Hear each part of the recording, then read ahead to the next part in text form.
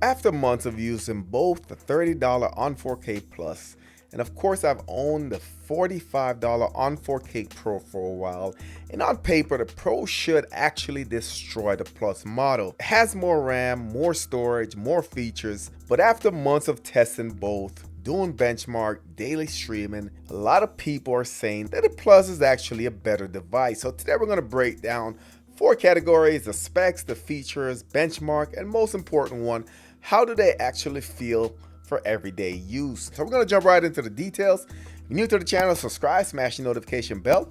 Let's go.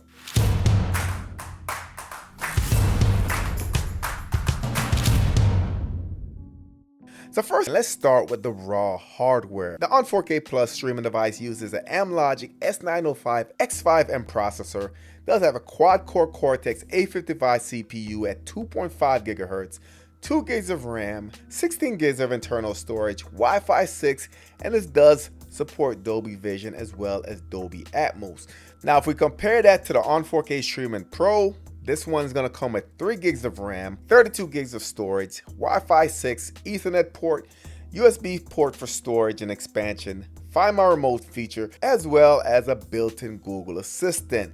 So if you're looking strictly on specs, the Pro clearly wins on memory, on storage, getting 50% more RAM, double the storage, but the specs don't always tell the full story. And that's because the Plus actually has a newer processor architecture, which make a big difference in performance. So let's talk about the feature differences. Now, this is where the Pro tries to justify the higher price. The on 4K Pro streaming device includes built-in speaker with microphone, hands-free Google Assistant, backlit remote for most of the models, Find My Remote features, Ethernet port. Even though it's not a gigabit Ethernet, it does at least provide an alternative to Wi-Fi. So this is actually designed to act as a smart home hub and streaming box combined into one. Meanwhile, the on 4K Plus streaming device is much simpler. You still get Google TV interface, Dolby Vision HDR, Dolby Atmos audio, voice remote with Google Assistant, and Wi-Fi 6 connectivity. But with the on 4K Plus, you don't get the smart speaker feature, Ethernet port, or the USB port built in.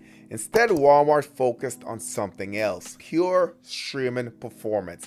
Let's jump into the benchmarks. So let's talk about the benchmark numbers, and in several benchmark tests that I've done, and I thought the score was wrong the first time I did it and kept running it with my own testing. Plus delivers stronger GPU performance and faster multitasking compared to the on 4K Pro. And when looking at the score, guys, this isn't really close at all. And the reason comes down to the chip. The Amlogic S905 X5M inside the Plus model is a part of the newer generation designed to support AVI video decoding, more efficient graphics processing, better Android optimization.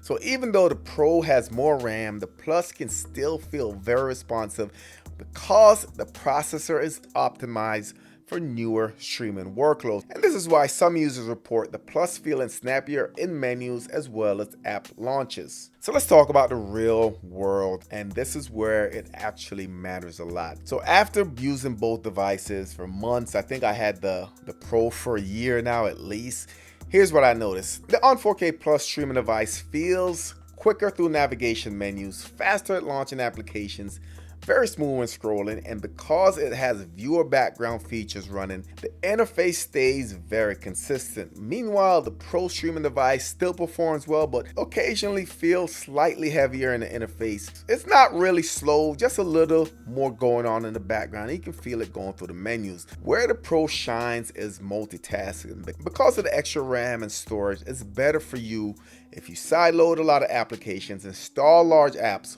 or games, keep many apps running in the memory. So this is where you're going to see those differences in both devices. So here's the big question: is the Plus actually better than the Pro? My answer is not exactly, but what's surprising is the $30 device is way closer to the $45 device than most people expected.